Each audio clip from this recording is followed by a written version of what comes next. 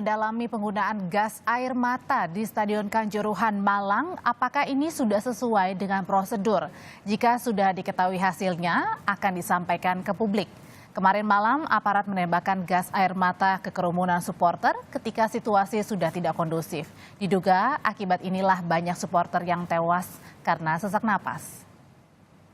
Karena Pak Kapolri bersama Pak Menpora hari ini juga melakukan rapat dulu ya bersama pemerintah daerah Provinsi Jawa Timur dan juga pemerintah daerah Kabupaten Malang serta seluruh tim.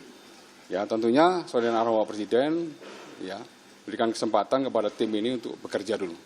Ya, nanti hasilnya tentunya akan disampaikan kepada teman-teman semuanya. Oke, cukup itu dulu. Dari Ya. peraturan bukannya nggak boleh pakai gas air mata ya Pak? Ya, dievaluasi dulu. Jadi kita tidak buru-buru harus menyimpulkan. Jadi harus dievaluasi secara menyeluruh dulu, ya agar komprehensif dan nanti hasil daripada evaluasi secara menyeluruh sesuai dengan perintah Bapak Presiden tentunya nanti akan disampaikan kembali. Menteri Koordinator Bidang Pembangunan Manusia dan Kebudayaan Menko PMK Muhadjir Effendi meninjau lokasi Stadion Kanjuruhan melihat proses olah tempat kejadian perkara.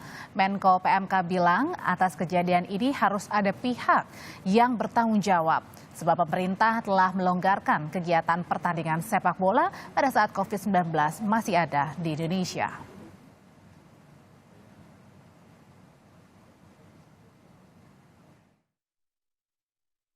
Pemerintah sangat menyesalkan peristiwa ini di saat kita mencoba untuk memberikan kelonggaran event-event pertandingan sepak bola seiring dengan berakhirnya COVID-19 dan kita menuju ke arah suasana endemi, kok diwarnai dengan kejadian yang sangat memilukan ini. Pasca kerusuhan di Stadion Kanjuruhan, belasan supporter Arema FC atau Aremania melakukan tabur bunga di halaman Stadion Kanjuruhan.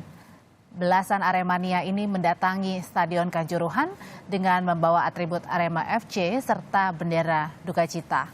Mereka menuju Monumen Tegar atau Monumen Kepala Singa dan disinilah mereka menabur bunga sembari berdoa dan memberikan penghormatan bagi rekan yang jadi korban.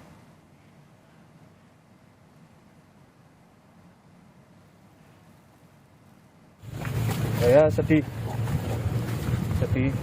berduka cita kita nggak tahu kita harus berbuat seperti apa, akhirnya secara spontan kita mengadakan acara yang betul.